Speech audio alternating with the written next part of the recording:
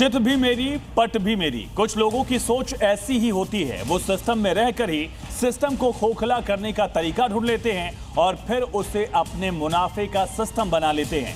आज हम एक ऐसे ही शख्स से जुड़ा खुलासा दिखाने जा रहे हैं जो हैं तो देश के जाने माने कॉर्पोरेट वकील, लेकिन उन पर आरोप है कि उन्होंने अपने पेशे की आड़ में बैंकों को नुकसान पहुंचाया और ऐसा जाल बुना कि डूबती हुई कंपनियों को खुद ही के नाम करवा लिया।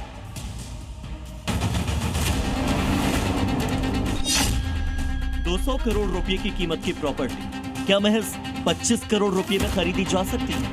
आप सोच रहे होंगे कि आखिर ऐसा कैसे मुमकिन है, लेकिन ये कारनामा कर दिखाया है एक शख्स ने। लेकिन इसके लिए तरीका अपनाया गैर कानूनी। नाम आलोक जी, पेशा जाने माने कॉर्पोरेट वकील। आरोप दिवालिया में चल रही संपत्तियों को अवैध तरीके से खरीदना।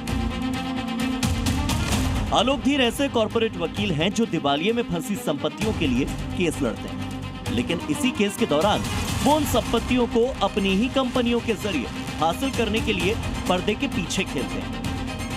राजस्थान के जैसलमेर में मौजूद फोर्ट रजवाड़ा और गोदासन होटल को देश के सबसे बड़े bank state bank of India ने 24 करोड़ का कर्ज दिया था, लेकिन होटल के उस समूह ने स्टेट बैंक ऑफ इंडिया का वो कर्ज चुका नहीं पाया, जिसके बाद उस कर्ज को एनपीए घोषित कर दिया गया।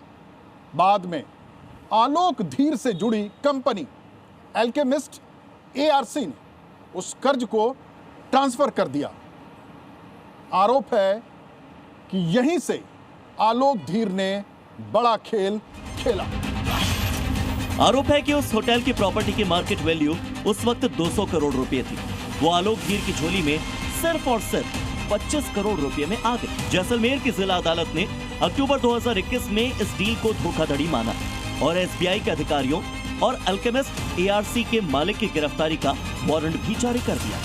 इस धोखाधड़ी के केस में साल 2021 में एसबीआई के पूर्व चेयरमैन प्रदीप चौधरी गिरफ्तार भी हो चुके हैं।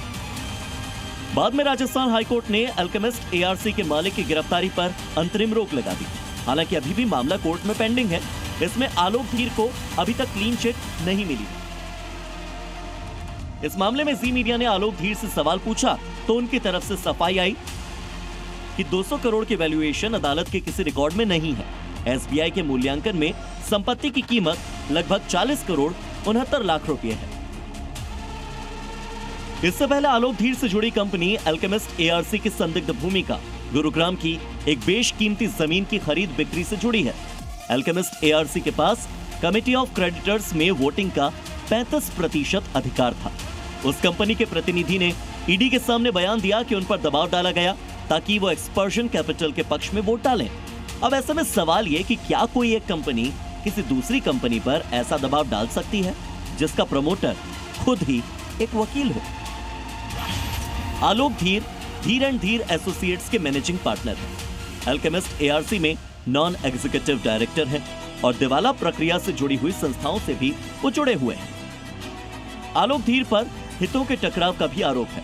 ऐसा ही एक मामला है आलोक धीर की कंपनी धीर एंड धीर एसोसिएट्स के खिलाफ। आरोप है कि धीर एंड धीर एसोसिएट्स एक तरफ मद्रास पेट्रोकेम नाम की कंपनी का केस लड़ रही थी, वहीं दूसरी तरफ आलोक धीर की एसेट रिकंस्ट्रक्शन कंपनी यानी एआरसी ने मद्रास पेट्रोकेम का कर्ज खरीद लिया। मतलब आलोक धीर एक तरफ जिस कंपनी के लिए केस लड़ रहे थे, दूसरी तरफ अपनी ही दूसरी कंपनी के जरिए उसी कंपनी का कर्ज खरीद रहे थे।